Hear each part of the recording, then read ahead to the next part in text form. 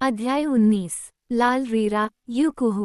भोजन समाप्त होने के बाद जब रीरा ने अपने पालतू जानवरों को खाना खिला दिया, जिनमें 4 राक्षसी मकड़ियां भी शामिल थीं, जो अपना हिस्सा सुरक्षित करने के लिए अपने जालों से नीचे उतर आई थीं, तो उसने झोपड़ी के फर्श से मेज को गायब कर दिया।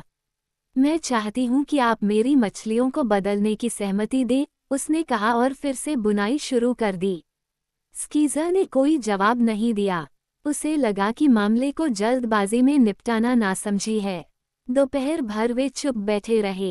एक बार रीरा अपनी अलमारी में गई और पहले की तरह उसी दराज में हाथ डालकर भेड़िए को छुआ और उसे खूबसूरत रंग बिरंगे पंखों वाले पक्षी में बदल दिया।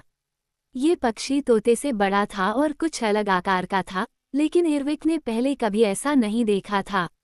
गओ, रीरा ने चिड़िया से कहा, जो एक बड़ी लकड़ी की खूंटी पर बैठी थी, जैसे वह पहले भी झोपड़ी में आ चुकी हो और जानती हो कि क्या करना है। और पक्षी ने उनके लिए शब्दों के साथ मस्ती भरे, उल्लासमय गीत गाए, ठीक वैसे ही जैसे कोई व्यक्ति जिसे सावधानी से प्रशिक्षित किया गया हो, गा सकता है। गीत मनोरंजक थे और एरविक को उन्हें सुनने में मजा आया। 1 घंटे या उससे भी कम समय में पक्षी ने गाना बंद कर दिया, अपना सिर अपने पंख के नीचे छिपा लिया और सो गया। रीरा बुनाई जारी रखती थी लेकिन विचारशील लग रही थी।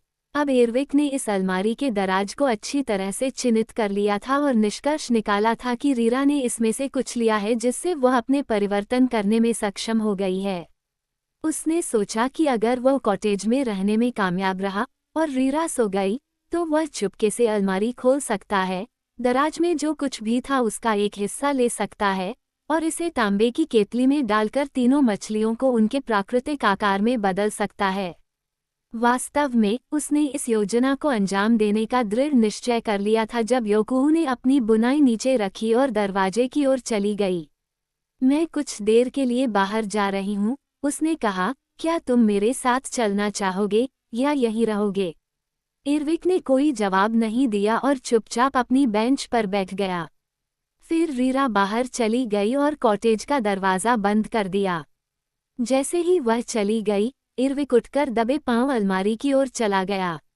ध्यान रखना, ध्यान रखना, बिल्ली के बच्चे और चिपमनकस से कई आवाज़ें आ रही थीं। अगर तुमने कुछ भी छुआ तो हम योकुहू को बता देंगे। इरविक एक क्षण के लिए झिझका, लेकिन उसे याद आया कि अगर वह मछलियों को बदलने में सफल हो गया तो उसे रीरा के गुस्से के बारे में सोचने की जरूरत नहीं है। वह अलमारी खोलने ही वाला था कि उसे मछलियों की आवाज़ों ने रोक लिया, जो केतली में पानी से ऊपर अपना सिर निकालकर चिल्ला रही थीं। यहाँ आओ, इरविक। इसलिए वह केतली के पास वापस गया और उस पर झुका। अलमारी को अकेला छोड़ दो, सुनहरी मछली ने उससे गंभीरता से कहा। तुम उस जादुई पाउडर को प्राप्त करके सफल नहीं हो सकते, क्योंकि केवल योकुहू ही इसका उपयोग करना जानती है। सबसे अच्छा तरीका यह है कि उसे हमें 3 लड़कियों में बदलने दो, क्योंकि तब हम अपने प्राकृतिक आकार में होंगे और जादू की सभी कलाओं का प्रदर्शन करने में सक्षम होंगे जिन्हें हमने सीखा और अच्छी तरह से समझा है। तुम बुद्धिमानी से और सबसे प्रभावी तरीके से काम कर रहे हो। हमें नहीं पता था कि तुम इतने बुद्धिमान हो या कि रीरा इतनी आसानी से तुम्हारे द्वारा धोखा खा सकती है। जैसा तुमने शुरू किया है वैसा ही जारी रखो और उसे हमें बदलने के लिए मनाने की कोशिश करो, लेकिन इस बात पर जोर दो कि हमें लड़कियों का रूप दिया जाए। रीरा के झोपड़ी में वापस आते ही गोल्डफिश ने अपना सिर नीचे झुका लिया। उसने देखा कि एरविक केतली के ऊपर झुका हुआ है, इसलिए वह भी उसके पास आकर बैठ गई। क्या आपकी मछलियां बोल सकती हैं? उसने पूछा। कभी कभी, उसने उत्तर दिया, क्योंकि उस देश की सभी मछलियां बोलना जानती हैं। अभी वे मुझसे रोटी मांग रही थीं। वे भूखी हैं। ठीक है, वे कुछ रोटी खा सकते हैं, रीरा ने कहा।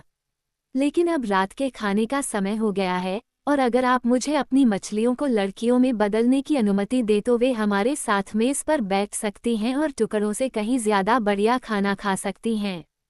क्यों न मैं उन्हें बदलने दूं? ठीक है, इरविक ने कहा, जैसे कि वो हिचकिचा रहा हो। मछलियों से पूछो। अगर वे सहमत हैं, तो क्यों, फिर मैं इस पर विचार करूंगा। रीरा केतली के पास झुकी और पूछा, क्या तुम मुझे सुन सकते हो, छोटी मछलियां? तीनों ने अपना सिर पानी से ऊपर निकाला। हम आपको सुन सकते हैं, कांस्य मछली ने कहा। मैं तुम्हें अन्य रूप देना चाहता हूँ, जैसे खरगोश या कछुए या लड़कियाँ या कुछ और, लेकिन तुम्हारा स्वामी क्रोधी स्कीजा नहीं चाहता कि मैं ऐसा करूँ। हालांकि अगर तुम सहमत हो तो वह इस योजना पर सहमत हो गया है। हम लड़कियां बनना चाहेंगे, सिल्वरफिश ने कहा। नहीं, नहीं, इरविक चिल्लाया। यदि आप हमें 3 सुंदर लड़कियां बनाने का वचन दे तो हम सहमत हो जाएंगे, सुनहरी मछली ने कहा। नहीं, नहीं, इरविक ने फिर कहा। हमें जादू में भी निपुण बनाओ, कांस्य मछली ने कहा। मुझे ठीक से नहीं पता कि इसका क्या मतलब है, रीरा ने सोचते हुए उत्तर दिया, लेकिन चूंकि जादू में कोई भी निपुण व्यक्ति योकोहू जितना शक्तिशाली नहीं है, इसलिए मैं इसे परिवर्तन में जोड़ूंगी। हम तुम्हें नुकसान पहुंचाने या किसी भी तरह से तुम्हारे जादू में बाधा डालने की कोशिश नहीं करेंगे, सुनहरी मछली ने वादा किया। इसके विपरीत, हम तुम्हारे दोस्त बनेंगे। रीरा ने पूछा, जब भी मैं तुम्हें आदेश दूं, क्या तुम मुझे मेरी झोपड़ी में अकेला छोड़कर चले जाओगे? हम ये वादा करते हैं, तीनों मछलियां चिल्लाईं। ऐसा मत करो, परिवर्तन के लिए सहमति मत दो, इरविक ने आग्रह किया। वे पहले ही सहमत हो चुके हैं, योकोहू ने उसके चेहरे पर हंसते हुए कहा, और तुमने मुझसे उनके निर्णय का पालन करने का वादा किया है। इसलिए, दोस्त स्कीजा, चाहे तुम्हें ये पसंद हो या नहीं, मैं परिवर्तन करूंगा।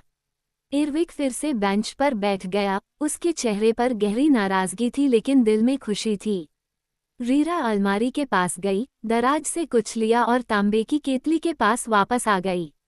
उसने अपने दाहिने हाथ में कुछ कसकर पकड़ा हुआ था, लेकिन अपने बाएं हाथ से उसने केतली के अंदर हाथ डाला, तीनों मछलियों को बाहर निकाला और उन्हें सावधानी से फर्श पर रख दिया, जहां वे पानी से बाहर होने के कारण परेशानी में हाँफने लगीं।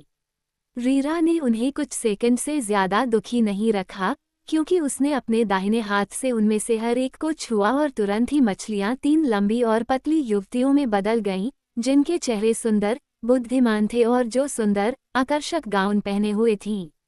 जो गोल्डफिश थी, उसके सुंदर सुनहरे बाल और नीली आंखें थीं और उसकी त्वचा बहुत गोरी थी। जो ब्रोंज़फिश थी, उसके गहरे भूरे बाल और साफ ग्रे आंखें थीं और उसका रंग इन सुंदर विशेषताओं से मेल खाता था। जो सिल्वरफिश थी, उसके बर्फ जैसे सफ़ेद बाल बेहतरीन बनावट के थे और उसकी आंखें गहरी भूरी थीं। उसके बाल उसके गुलाबी गालों और रूबी लाल होठों के साथ बेहद शानदार ढंग से मेल खाते थे, नहीं ये उसे उसकी 2 साथियों से एक दिन भी बड़ा दिखाता था। जैसे ही उन्होंने इन लड़कियों जैसी आकृतियों को हासिल किया, तीनों ने योकोहू को झुककर प्रणाम किया और कहा, हम आपका धन्यवाद करते हैं, रीरा। फिर उन्होंने स्कीजा को प्रणाम किया और कहा, हम आपका धन्यवाद करते हैं, इरविक। बहुत बढ़िया, योकोहू ने उसके काम को आलोचनात्मक स्वीकृति के साथ जांचते हुए कहा, तुम मछलियों से कहीं बेहतर और अधिक दिलचस्प हो, और यह कृतघ्न स्कीजा शायद ही मुझे रूपांतरण करने की अनुमति देगा। निश्चित रूप से तुम्हारे पास उसका धन्यवाद करने के लिए कुछ भी नहीं है, लेकिन अब हमें इस अवसर के सम्मान में भोजन करना चाहिए। उसने अपने हाथों को आपस में ताली बजाई और फिर से कॉटेज में खाने से भरी एक मेज दिखाई दी। इस बार यह एक लंबी मेज थी और तीनों सिद्धों के साथ साथ रीरा और इरविक के लिए भी जगह तय की गई थी। बैठ जाओ दोस्तों, और पेट भर खाओ, योकोहू ने कहा, लेकिन खुद मेज के सिर पर बैठने के बजाय वह अलमारी के पास चली गई और बोली, निपुण, मेरे सुंदर मित्रों, आपकी सुंदरता और शालीनता मेरी सुंदरता और शालीनता को मात देती है। इसलिए मैं भोज की मेज पर उचित रूप से उपस्थित हो सकूं, इस अवसर के सम्मान में मैं अपना स्वाभाविक रूप धारण करने का इरादा रखता हूँ। उसने अभी अपना भाषण पूरा ही किया था कि रीरा ने खुद को एक युवा महिला में बदल लिया जो तीनों सिद्धों की तरह ही सुंदर थी। वो उन तीनों की तरह लंबी तो नहीं थी, लेकिन उसका रूप अधिक गोल था और वह अधिक सुंदर कपड़े पहने हुए थी। उसके गले में एक शानदार रत्नजड़ित कमरबंद और चमकते मोतियों की माला थी। उसके बाल चमकीले लाल रंग के थे और उसकी आंखें बड़ी और गहरी थीं। क्या आप दावा करते हैं कि यह आपका प्राकृतिक रूप है? योकोहू के इरविक ने पूछा। हाँ, उसने जवाब दिया। यह एकमात्र ऐसा रूप है जिसे मैं वास्तव में पहनने का हकदार हूँ। लेकिन मैं इसे शायद ही कभी धारण करती हूँ क्योंकि यहाँ इसकी प्रशंसा या सराहना करने वाला कोई नहीं है और मैं खुद इसकी प्रशंसा करते करते थक जाती हूँ। अब मुझे समझ आया कि तुम्हारा नाम रीरा द रेड क्यों रखा गया है, इरविक ने टिप्पणी की। यह मेरे लाल बालों की वजह से है, उसने मुस्कुराते हुए बताया। मुझे खुद लाल बाल पसंद नहीं है, यही एक कारण है कि मैं आमतौर पर दूसरे रूप पहनती हूँ। ये सुंदर है, युवक ने जोर देकर कहा, और फिर वहां उपस्थित अन्य महिलाओं को याद करते हुए उसने कहा, लेकिन निश्चित रूप से सभी महिलाओं के बाल लाल नहीं होने चाहिए क्योंकि इससे ये बहुत आम हो जाएगा। सुनहरे, चांदी और भूरे बाल समान रूप से सुंदर होते हैं। चारों के बीच मुस्कुराहट देखकर स्कीज़र को शर्मिंदगी महसूस हुई, इसलिए वह चुप हो गया और अपना खाना खाने लगा और बाकी लोगों को बात करने के लिए छोड़ दिया।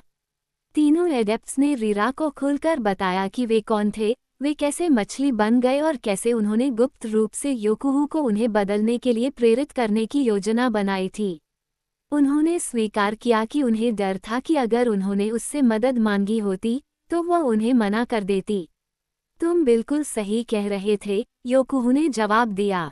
मैंने ये नियम बना रखा है कि मैं दूसरों की मदद के लिए कभी जादू नहीं करूँगा, क्योंकि अगर मैं ऐसा करूँगा तो मेरी झोपड़ी में हमेशा मदद के लिए भीड़ जमा हो जाएगी और मुझे भीड़ से नफरत है और मैं अकेला रहना चाहता हूँ। हालांकि अब जब तुम अपने सही आकार में आ गए हो तो मुझे अपने किए पर कोई पछतावा नहीं है और मुझे उम्मीद है कि तुम स्कीज़र लोगों को बचाने में उपयोगी साबित होगे। अपने द्वीप को झील की सतह पर ले जाना, जहां वह वास्तव में है। लेकिन आपको मुझसे वादा करना होगा कि आपके जाने के बाद आप कभी यहाँ नहीं आएंगे और न ही किसी को बताएंगे कि मैंने आपके लिए क्या किया है। तीनों एडेप्ट्स और इरविक ने योकुहू को गर्मजोशी से धन्यवाद दिया। उन्होंने वादा किया कि वे उसकी इच्छा को याद रखेंगे कि वे फिर कभी उसकी कुटिया में नहीं आएंगे और इस तरह अलविदा कहकर वे चले गए।